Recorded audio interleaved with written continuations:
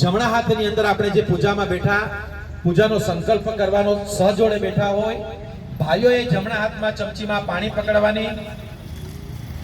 ચમચી જ્યારે પકડો, વચમાની બે આંગળીને અંગૂઠો, આ ત્રણ જ આંગળીનો ઉપયોગ કરવાનો. પહેલી આંગળી ને છેલ્લી આંગળી ટચલી અને પહેલી અંગૂઠાની બાજુમાંની એ ચમચીને ટચ ન થવી જોઈએ. કારણ આ પહેલી આંગળી પિતૃ કાર્યમાં વપરાય, મરણ ક્રિયામાં, પિંડદાન વગેરે થાય તો મરણ ક્રિયામાં આંગળી વપરાય. તાંત્રિક લોકો હોય, પેલા ભુવા ભગત વાળા આંગળી વાપરે. આપણે તાંત્રિક વિધિ પણ કરતા નથી ને આપણે પિતૃ વિધિ પણ કરતા. દેવ કાર્યમાં આ ત્રણ જ આંગળીનો આપણે ઉપયોગ કરવાનો. અનામિકા, મધ્યમા અને બ્રહ્મ. તો ચમચી જ્યારે પણ પકડો ત્યારે ત્રણ જ આંગળી પર યાદ કરીને ચમચી.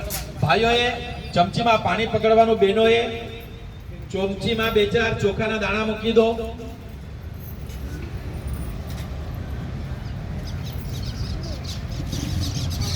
આ મહારાજે ગૌમૂત્ર આપ્યું ને, આ તો પાછું ફિલ્ટર કરેલું